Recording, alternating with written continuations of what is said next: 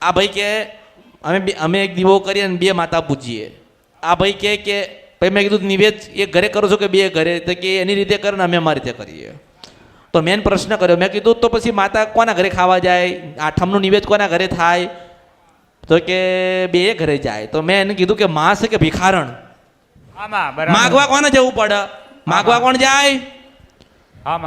માગવા ભિખારણ જાય.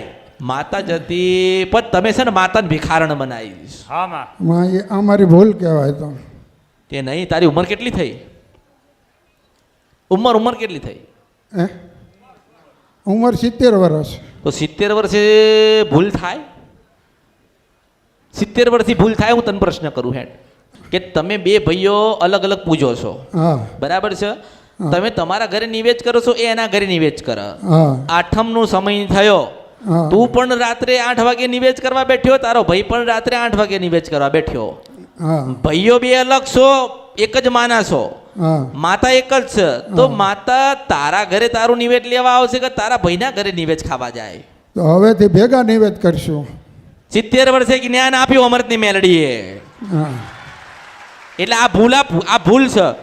ભાઈઓના ભાગલા હોય, મિલકતના ભાગલા હોય, હોનાના હોય, ચાંદીના હોય, રૂપાના હોય, જમીન અને જાયદાદના હોય, મારી ખોડિયાના ના હોય. બેટા મને સાંભળીને જા. 70 વર્ષે માણસ ભૂલો પડ્યો. કેટલા? 70 વર્ષે માણસ ભૂલો પડ્યો. આજે તમને દુઃખ થયું ને, દુઃખ પડ્યું ને તમારા ઘરમાં, આજે તમારા જીવનમાં દુઃખ આવ્યું ને, વિઘ્ન આવ્યું ને, એનું કારણ એક જ છે કે દુઃખ આવ્યું તો આજે સમજણ આવી. તમે એમ કહો છો કે માં તું અમારી થઈને રહેજે, પેલા ભાઈ કે અમારી થઈને રહેજે. માં કોની થઈને રહે? માં કોની થઈને રહે? મને એમ કહેશો?